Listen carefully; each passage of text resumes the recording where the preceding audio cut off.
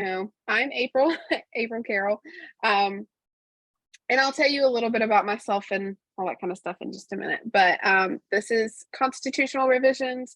We focus on constitution revisions, but amending your bylaws is basically the same situation, same conversation. So for me, I always like to know what's going to be happening in a presentation so that if I get extremely bored halfway through, I can like tell myself that I only have 2 more bullet points left or like 1 more bullet point left. So, so I like to always do that because I like to know what's coming. So I'll give you a little introduction about me, how I got in this position to talk to you. I'll go through an example constitution. We talk about it, how you're supposed to revise your local constitutions, what's the correct process for that, what does that look like?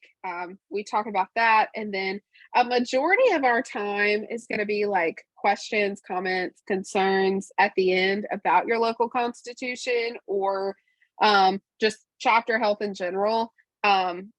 Is mainly what it's going to be about. There's a thunderstorm happening outside, so if you happen to hear something, it's thunder. But anyways, so that's basically what we will be discussing today. Like I said, it's really chill. If you do have any questions, comments, concerns, you need me to slow down, just speak. In this view, I can't really see you, so just ask away. So a little bit about me and my background. Obviously, I'm April Carroll. My active chapter is MU, so that's Middle Tennessee State University in Murfreesboro, Tennessee, obviously. I have degrees in political science, and I also have my Master's of Education in Higher Education, which is colleges and universities. My positions held as an active, I was recruitment chair and then also service director. My positions at Nationals has ranged from alumni chapter coordinator to I was alumni chapter coordinator. I was a CSC last year. I was the past 2 convention parliamentarians. So if you were at convention, you saw my lovely face sitting up on a stage. That scared me half to death as convention parliamentarian. And then I was also legislative committee chairman for the past 2 conventions. The biggest thing that I do with the sorority is that I'm a chapter health specialist. So I help currently 3 endangered chapters with any problems they have. So I'm under Taylor. Why they picked me, I like to tell people this all the time, so if you've heard this, I'm sorry. I told one person one time that I had helped rewrite a constitution and I was really good at Robert's rules. And ever since then, I've been known as the Constitution person. So one time, and now I'm the Constitution person, which is fine. I've been using Robert's rules since the 4th, 5th grade. I started out in 4-H. That's about how long I've been like actively publicly speaking. I did public speaking contests from 4th grade through college. I've amended and helped co-write, or I was the main writer, author on numerous organizational constitutions and bylaws, various student organizations at the college level. And then probably my bigger ones were MTSU Student Government Association. I helped completely revise and rewrite both their freshman council constitution and SGA's as a whole constitution. So I know what I'm talking about. Is basically what I'm telling you.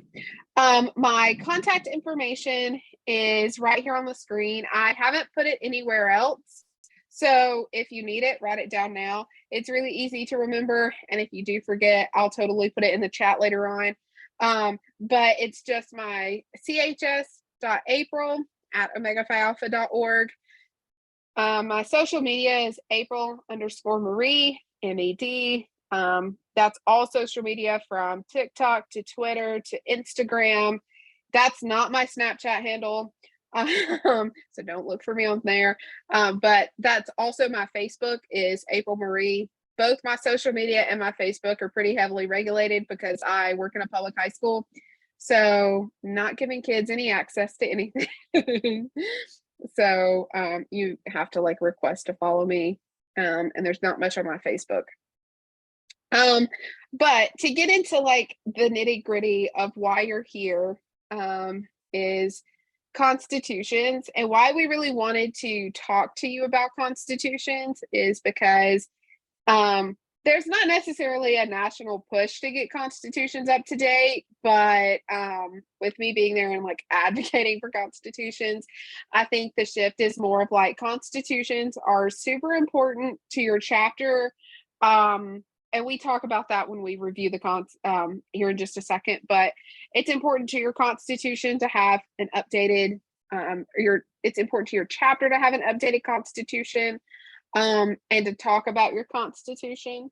I worked with Epsilon as their chapter success coordinator. All of last year, they have a really good constitution. And so that is why I'm using theirs as an example constitution. Hang on just a second. I have to share that screen. They have given me permission to share it. This is, although I will say this is an outdated version of their constitution. So this is not how their constitution reads today, because we fixed all of the little things. They fix it as every year at convention. So this is not the most up-to-date constitution that they have. And the reason I'm using an out-of-date constitution is to show you like why we're encouraging you to update your constitutions. First of all, there's a lot of things in constitutions that you should be doing, but you're not. And that's probably the biggest thing of why we want y'all to review your constitutions, is because of that reason. So, for example, there's a chapter that I'm currently working with on their constitution. And in their constitution, it has that they're required to do 50 hours of community or 50 hours of service in the fall semester, and then 50 hours in the spring semester. They're not doing 50 hours of service. First of all, that's a lot. But secondly, there's just not enough stuff to do 50 hours. But also at the same time, they're not doing 50 hours. They're only requiring 25 or 20 or the minimum 10 community service hours. So they're not following their constitution, which is why we're giving you the tools and me to help you revise your constitution whenever you do need your constitution, which everyone should need their constitution. But to give you a rundown of what a fantastic constitution kind of looks like I said, this is outdated, so that way I can show you like things and how to word stuff in your constitution. So basically, their constitution is really, really basic in terms of like the font's really basic. There's not a graphic on here. They don't like announce when it gets amended. They just amend it. Like it's a pretty boring document to look at. I personally like them that way because I'm a black and white kind of gal when it comes to constitutions. But this is not a copy and paste constitution. So every single chapter should have a different layout, different articles, different whatever, based upon their chapter history and traditions and things like that. So I am not saying that you take this and if I send this to you, copy and paste this constitution and change Tennessee Tech and Epsilon chapter to read your university and your chapter, because your traditions and the way that you do things is going to be different than the way that Tennessee Tech does things or the way that my home chapter of MU does things. So constitutions are not cut and paste. They're flexible when they need to be and rigid when they need to be. And we talk a lot about that as we go through this document. We'll go through this article by article, section by section. So it's not like super stressful or anything. Like it's going to be really chill. Like I said, if you have any questions, just interrupt me. I like to hear my own self talk, so I'll talk all day. But this is basically it. So they basically start out with a preamble. You can choose to have this or you don't have to have this. It's up to you on whether your chapter has it. They do specifically because their chapter is rooted in a lot of history. And so they have a lot of historical, traditional things that they do at their chapter. And so you'll notice that as we go. But I will say Article 1 should always be the same in just about every constitution, whether you have it worded this way or not.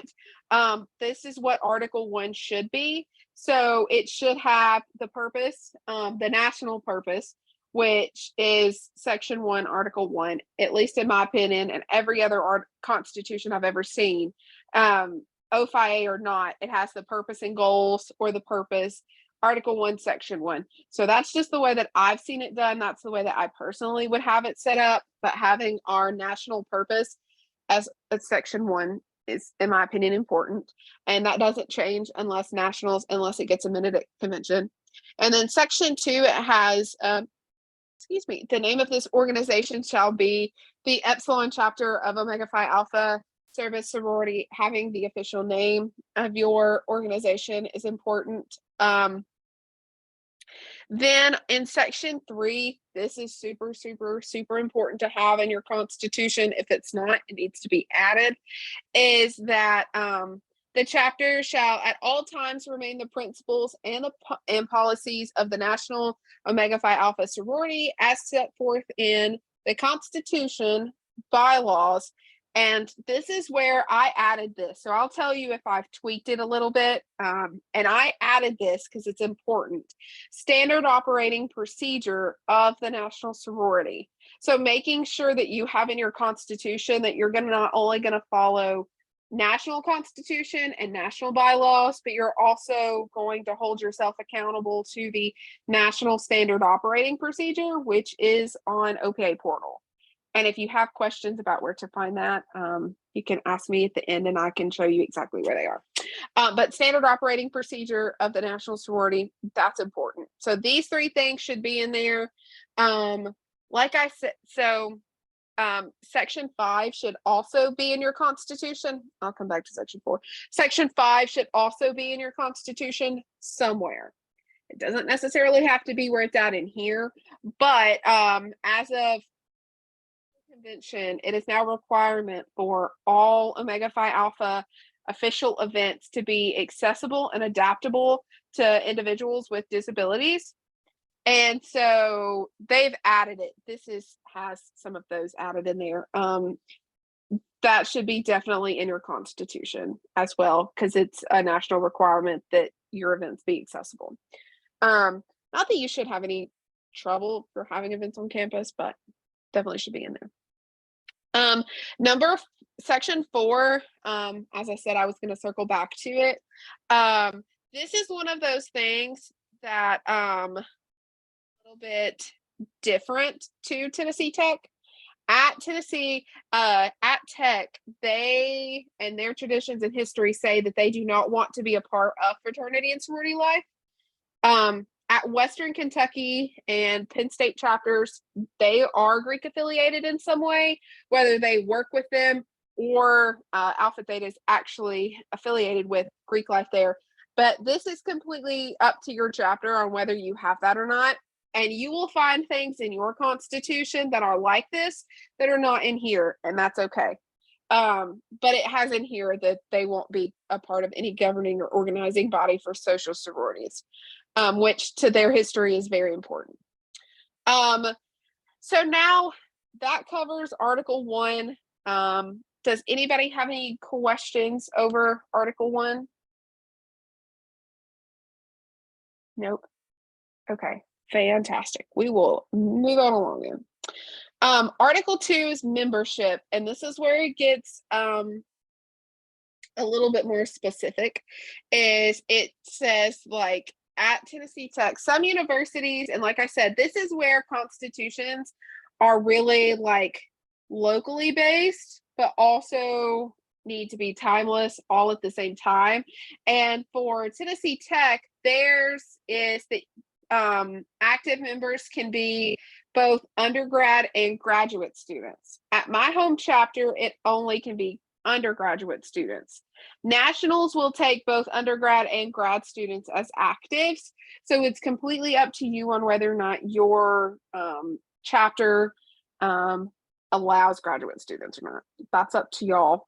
It is okay by national standards though, if you have grad students. But just saying who can be in, like, they have to be enrolled by the university and they have to be in good standing with the university. That's really important to have in there. So in section 2 of their constitution, they have, it shall be the policy of OFIA to include in its membership all students, and they specifically state social sororities, fraternities, other Greek organizations, and non-members. So that's really important to add in there, that yes, other social sororities, other fraternities, and other Greek organizations can 100% become an active member of OFIA. This is another thing where what your university policy dictates in terms of their discrimination policies and constitutions. At Tennessee Tech, it just has to be in there. There's not exact verbiage that has to be in there. At my home university, we had an exact section that we had to include in our membership at our university. Tennessee Tech is really flexible. It doesn't require other than race, creed, colors, and sexes. At my home university, we had to include races, creeds, colors, sexes, sexual orientation, and what else? Oh, and students from all departments is in there too as well. But we also had to include sexual orientation in ours, and there's a whole big blurb on it, because at my university, we and that's really in there, and you might want to check with your university again, because a lot of the times they won't let you prohibit students from active and good standing students from joining your organization. And I know that gets a little rocky, especially with like political organizations, for example. Like if you're in college Democrats at my university, you have to allow Republicans to join. If you're in college Republicans, you have to allow Democrats to join. So like I said, check with your university on their non-discrimination policy, because they won't let you become an official student organization unless certain things are met with their standards. So definitely check with your student involvement department. So this is section 3, active membership. It just says, and this is really important too, it says that active members at Tech have to have a certain GPA, and they have to have filled all of the requirements, potential member requirements. As you can see, like I said, this is an outdated one and this is not in their current one, but strike anything that is not applicable anymore. So clause 3 says must receive a 3/4 affirmative vote of those cast with quorum present. So now we have non-selective recruitment, and we don't have to have that anymore. And so you can strike if you are a fully non-selective chapter and you don't see yourself ever going back to selective recruitment, which my personal opinion, you shouldn't, but you can strike that clause. So make sure that's struck. And then, so in active membership, it tells you like so they have to have an overall GPA, but like, what's the follow-up with that? So like, if we're requiring this, there has to be some form of discipline if that doesn't happen. And so that's why it's so important to keep your constitution up to date, is because if you state that you have to have a 2.25 GPA, and then if they don't have to have that, then they have to do these things in clause 4 and 5. So if you require something in the same exact section, you should give a disciplinary action if they don't meet that requirement. Does that make sense? So like if you require, this is a little extreme and I don't obviously suggest this, but like must wear a yellow shirt to every chapter meeting. like there needs to be a clause 5 or clause 4 that says if they don't wear a yellow shirt to every chapter meeting, XYZ happens. And so that's super important to have in your constitution. So they have that all laid out there. I'm not going to continue to read that because it gets really long, in my opinion. But so there is that that needs to happen. And like I said, if you have questions, comments, concerns over this, we talk about it at the end, or you can ask away. But one thing of why we're really pressing you to update your constitutions is, say you do have this exact wordage or something similar to this, and then a sister comes to you with a 2.0 GPA or like a 2.0 GPA, and you're like, okay, well, clause 4 says you have to do this of our local constitution, but then 5 sections down, there's some weird one-off thing that y'all don't even do anymore. And then that sister says, well, we don't do that anymore. Why do I have to follow this? So like your constitution needs to have consistency and making sure that you're following everything in your constitution or don't follow anything in your constitution. So, that. So like, it's almost like if you're driving 75 in a school zone and the cop pulls you over, but you didn't use your blinker, like you could say, hey, you didn't charge me for not using my blinker. You know what I'm saying? So making sure that there's consistency there. For potential new member status, they simply just have like what the requirements are and all that kind of stuff. Here's another example that I just caught as I was reading this with you. Here it says potential new member. Here it says potential new member. Down here it says potential new member. But guess what it says? Potential new member status is obtained by following the national pledging guidelines. So we got rid of the word pledge a long time ago. And so that's something else. Like I said, this is an older copy of their constitution, but like I said, making sure that you're reading everything and looking over everything to make sure that your language is up to date in terms of national standards, and then also your university standards to make sure that you are an official, I'm gonna strike through that, official student organization on your campus. So, does anybody have any questions? I know I'm probably talking a little bit fast, but does anybody have any questions thus far? I was gonna ask, so I Mhm. was reading what they do in like if a sister fails to obtain GPA, is there like a national guideline for what to do if they don't meet GPA standards, or is that like up to just the chapter? That's a local thing. Okay. So that's up to the chapter. Um, I know that they have a lot of success with this at Epsilon. And you could also do a point system for your discipline too. And Taylor's really good, and she has a whole thing laid out. You can talk to her about it, but a point system. So, in terms of like, so you have to have 5 study points before the end of the semester because your GPA has fallen below what we expect. So that kind of situation might be good for your chapter. Um, Making them have, say, you have to go on LOA to get your GPA up because yes, OPA is important, but you're here for academics, not OPA. So just focusing on that might be good because that's what Epsilon requires. So, and then also a lot of people do study hours, and a lot of university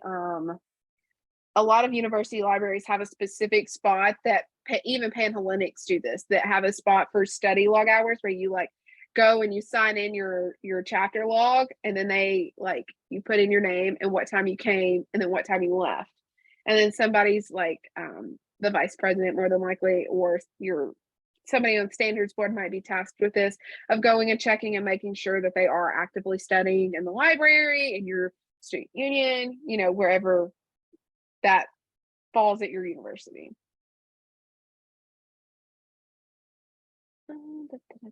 Okay, so alumni status, and it just goes on to say like who is an alum, who isn't an alum, and that's important to have alumni status in there because some universities have different alumni standards than other chapters.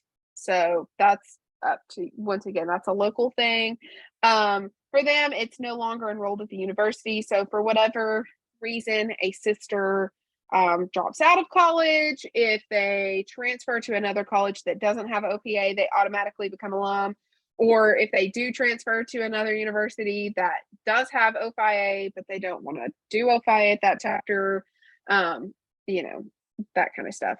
A student is in their final term prior to graduation and who requests that status from the local standards board. That's student teaching is a prime example. Study abroad is an example. If they're taking really heavy like internship, externship, Disney college program, all of those kind of things are encompassed in this. And then if they've been active for at least 4 years and they ask and receive alumni status from standards board, if you put 4 years in there, obviously that's totally fine, because conventionally, like that's, and culturally, that's how many people perceive it takes to graduate college. That statistic is actually outdated. So on average, a college student takes anywhere from 5 to 5.5 years to graduate now. 4 years is not the average anymore. So you can leave 4 years if you want. That, like I said, that's up to y'all. They have 4 years. I think 4 years is good because most people graduate in 4 years, but it, you know, if you're involved, you graduate in 4 years. Anymore, if you're not involved, it takes 5.5. So this is another example that I was looking at. We as nationals want you to make your constitution what we consider to be timeless. So that means that you're not having to update it every time we change our paper, the way that we want paperwork submitted, or the way that you want to change anything to be submitted. So it'll say standards board will submit, and it currently states all letter of recommendation along with a petition by the standards board or by the member to national NEB for sisters meeting the following qualifications, et cetera, et cetera. Now that's kind of all null and void. You just have to do the proper paperwork with nationals. Like striking all of that and just saying proper paperwork to nationals will say, even like if we still do this, let's hypothetically say we do, even if we do this, that is considered proper paperwork.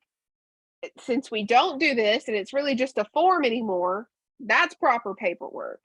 So proper paperwork is an all-encompassing term of saying, yes, you have to turn in stuff to nationals to meet the requirements, but paperwork is really loose and flexible. So that's what we mean by timeless, is using vague enough terms that it can mean a lot of different things, but it still means basically the same thing.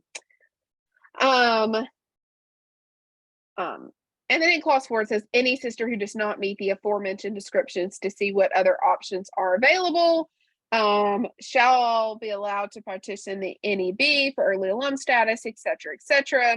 All of that's null and void, so we struck that out. I put in there that any sister who does not meet the aforementioned descriptions, it said shall be allowed to petition. I said to see what other options are available. I mistyped and needed to put will reach out to nationals to see what other options are available, because if it is a petition, that's great. If it's a form, that's great. If it's meeting with National Standards Board, that's great.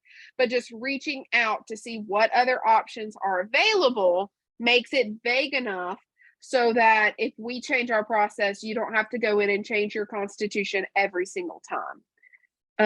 Hopefully that's the point that I'm trying to get across here. I highlighted this to say that a sister must present her petition for alum status to standards no later than 2 weeks after the first meeting held of that semester. So it's important because it says, yes, this is important. Yes, there is a timeline, but it doesn't give you an exact date. So like it doesn't say they have to submit their petitions no later than August the 28th. because that August the 28th date might not be right next year or in 3 years or in 4 years or whatever. Just saying 2 weeks after the first meeting is vague enough so that there's flexibility in the exact date, but it's rigid enough to set a standard for the rest of the executive boards and the rest of the chapter in years to come. So that's really important.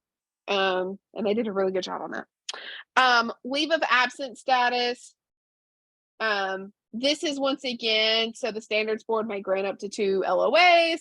And then after that, they had the old verbiage in there. And so I struck that out once again and said, after 2 semesters, the sister may fill out proper paperwork. So once again, that could be a form, that could be a petition. So just making sure that it's like timeless in terms of your in terms of that. And then it goes on to give you a little bit more about how they do their LOAs. And then it says must present her petition. So not only does she have to submit, but she also has to present. And so that's specific enough, but yet they kept the 2 weeks so that it's flexible enough. We're almost done with membership, and then we will take a pause for questions. Disassociation, they have their own stuff for standards board. It says after due consideration. So it's really vague there on what that is, but they just know that standard boards has to investigate that. And then it goes on to say other stuff. But then in clause 1, talking about voluntarily disassociating, it says by completing the national standard voluntary disassociation form of the national handbook. You'll know the national handbook doesn't exist anymore. So what did we say? Paperwork, because it's vague. So you'll see as we keep going through this that a lot of the stuff is the same verbiage because you want the same throughout the Constitution. This is another really important thing to have in your Constitution that I 1,000% recommend having in your Constitution is if you do have a section about advisors, honorary members and advisors shall be elected at the discretion of the national or local sorority. So not only are we saying that they're at the discretion of the local sorority, but also at the national level, so that if your chapter is or could potentially become endangered, you have it in there to say to the local chapter, don't be butt heads, let nationals come in and help, essentially. And so having that discretion of nationals is important. And then it just outlines like honorary members, saying that there's have a minimum of 1 advisor. Once again, that's a Tennessee Tech requirement. I'm sure that your school has a requirement that you have at least 1 advisor. Don't put that they shall have 1 advisor, because you know that in reality you have at least 2, if not more advisors. Like you have your national advisor and then your chapter advisor at your university level. So minimum of 1 advisor makes it clear that there always has to be an advisor, but also that there could be more advisors. Transfer students and sweethearts and things like that, all of that is up to your local constitution on how you handle those things.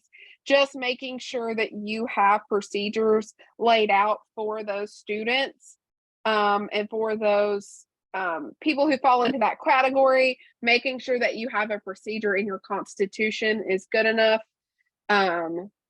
For Tennessee Tech, they have to have a vote for it, and they have to have a letter from the other chapter that the sister's coming from. So just having those processes laid out in your constitution is important.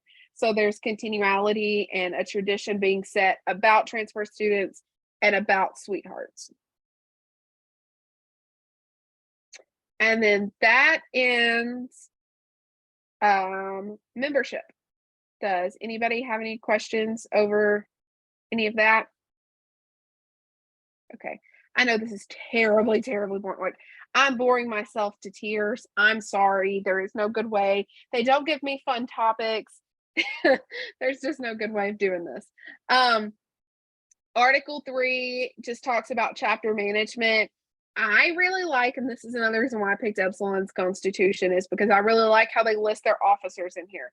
So they have their officers and they have their committees listed, but the roles and the duties and the requirements of those officers are in their bylaws where they should be.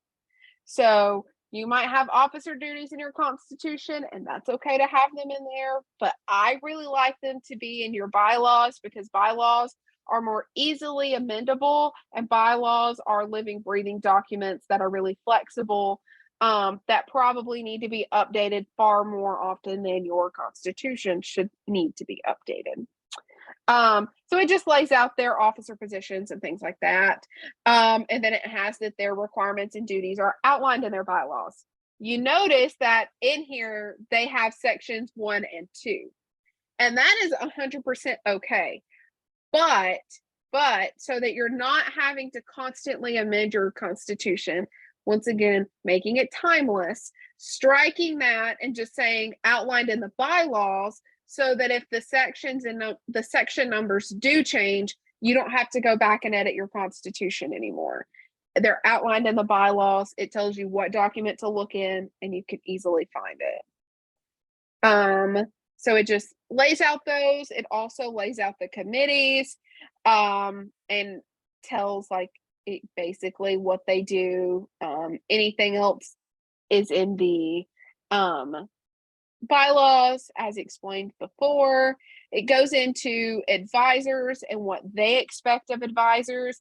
I think it's really, really good. I know that Taylor's talked a lot about having like officer contracts. I would go further to say that maybe have an advisor contract and your advisor that you have now saying, hey, these are the things that we need from you. Are you able to meet those things? And so just having that conversation with them so that they know their expectations as well as your expectations, and having it outlined in your constitution is fantastic.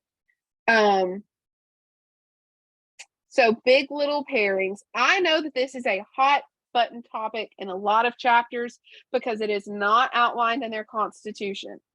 And to me, it makes sense to have how you pair big and littles in your constitution so that there's not ever any change or whatever.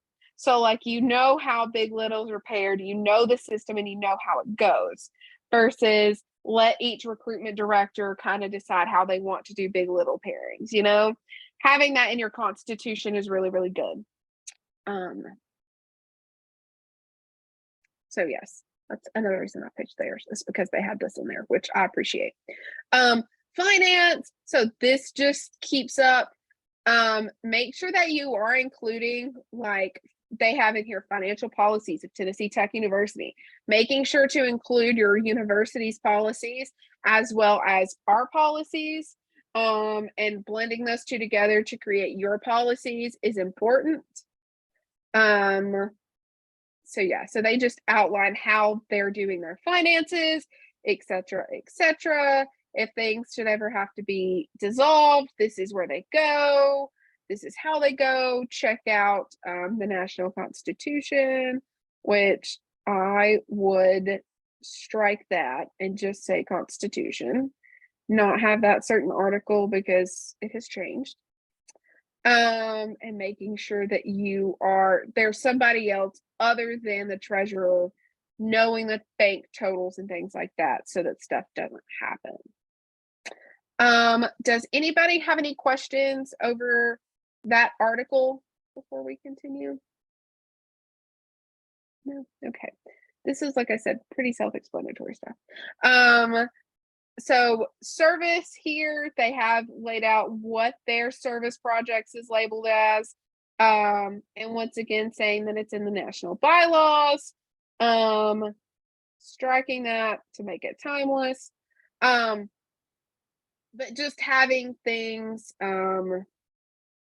laid out in terms of service and what service looks like to y'all. and having exactly how many hours that a person is expected to have and all of that kind of stuff. Meetings in terms of this, just having shall hold regular weekly meetings during the semester is important. Making sure that attendance is required by all actives is important. Having that in your constitution or bylaws is important. I'm trying to highlight it and I cannot. There we go. Making sure that that's in there is important. Talking about that they can call chapter whenever it is. So we're talking a lot about chapter wellness, and we just got done talking about chapter wellness. Good of the chapter is what Epsilon calls it, and it is in their constitution that the vice president and or executive committee does it. So it is laid out how they do it in their constitution. So I think that's really cool that they have that in there. So you might consider, if you're serious about chapter wellness, you might consider putting it in your constitution. Stating what a quorum is, which is 2/3 of voting members. Making sure that you're following Robert's Rules of Order, because according to national policy, you should be using Robert's Rules of Order for your chapter meetings. I'm the point person for Robert's Rules, so if your chapter needs a refresher on Robert's Rules, let me know. Explaining amendments and how amendments work is important. Knowing that there is a legislation committee, that amendments need to be submitted to them 14 days prior. All that kind of stuff. It's laying out how you want to amend your constitution. It's important. If it's not in there, it needs to be. And then bylaws, and essentially saying that additions to the bylaws and all that, 2/3 and stuff like that about their basic bylaw stuff. So does anybody have any questions, comments, or concerns over this part of the presentation? Nope. Okay, awesome. I know this is really boring and I'm so sorry. It is not a fun topic. They never give me anything fun. So going back to let me share this again. Going back to this. Okay. So if you care to know, that's Holly. She's the Epsilon president, and that's Morgan. She's the Epsilon vice president. So how exactly are you supposed to amend the Constitution? And like April, you just told me all of this stuff. I'm super overwhelmed already. Now I'm even more overwhelmed. Where do I start with all of this? So that's a fantastic question, and I'm super glad one of you asked it. Essentially, getting started for me is this should not fall on one person alone, because you don't have just one paper look over, like a final draft paper that you're submitting to college or your thesis or whatever. You have a committee that looks over it when you're submitting a thesis in college. And so I personally think that a committee of both actives and executive board members is a really good way to start this process. You could choose not, or it could just be exec, but I would form, if you're seriously want to revise your entire constitution, you want to look it over and you want to make it timeless, I would form a committee, have your president, if you're not the president, have the president form the committee and say, hey, this person is the head of the committee, and we need to fix it, and here's how we're going to do it. And so making sure that you form a committee is important, but of constitutionally minded people. So this might be a committee that get to necessarily, you just you say, hey, I want to be on that committee, and you're on the committee. This is a committee where I think that you have to look at the people who want to be on the committee and see if they fit. So I would definitely say that if you have somebody, and this is just me being partial, but if you have somebody who is in student government, or somebody who does like debate would probably good, mock trial, a pre-law major, people like, and I don't say that because that was me. I say that because these people like live and breathe constitutionally minded things. Maybe not constitution specifically, but they have to consider that in their major, in their careers, their future careers, and all of that. So making sure that the people you're picking are constitutionally minded and they know that we're not trying to make this so specific that it boxes in future generations of whatever, insert your chapter here, but making sure that they know that this is an undertaking. It's boring. It's not fun like being on homecoming committee. It's not fun like designing t-shirts. Like you're basically going to be looking at the same document for 2, 3, 4 weeks, however long you decide. And it's not going to be fun. It's going to be really tiring and boring, but you just got to do it. So making sure that you have a good committee is super, super, super important. And then after you get that committee started, I would get together, have a conversation, and things like that, and then start looking at your constitution. Go line by line of your constitution and find things that are outdated that you don't do anymore. Find things that need to be amended, or you don't do it like that anymore, or whatever. Go through that entire constitution and fix everything all at once. My suggestion to you, if you're really serious about this, is go through and find everything at once. And remember that you want a timeless constitution, and you need to avoid using exact dates, programs, etc. Even if, like, don't say OPA portal, say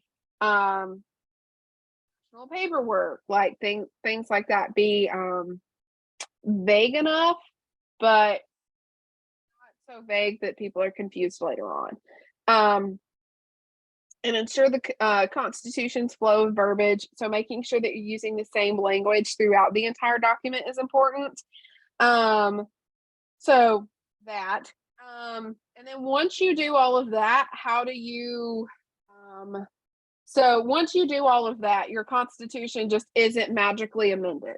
Okay. You have to vote on it through your chapter. So as the committee chair and other people, if you as a committee break the Constitution down and say, okay, you take section or you take Article 2, I'll take Article 3, you know, and have those people present the amended Constitution to the chapter and show them, have an old copy of the Constitution on one side and a new copy on the other, or have it like struck through like I did, but just essentially saying, okay, here it says that we have to turn in that paperwork from the handbook.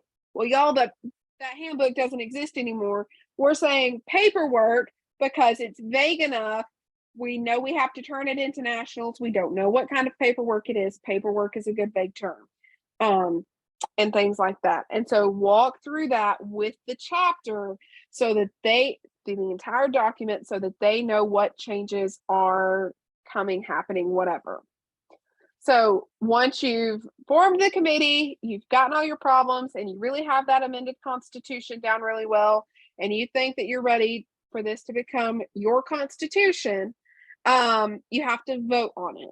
And so I recommend, and Nationals is following my recommendation, so we recommend waiting one meeting before voting. So present the amended Constitution, make sure that all actives have the ability to view that amended Constitution, and then the following week vote on it. And so constitutions have to have a 3/4 vote in favor of the amendments. So you have to have 3/4 of your sisters voting yes on amending the Constitution. If you choose to amend your bylaws through the same process, which I would recommend as well, if you're doing it, you might as well do both and get it done with. The bylaws only require a 2/3 vote. So according to Robert's Rules of Order. So those are the vote totals that you need there. to do that.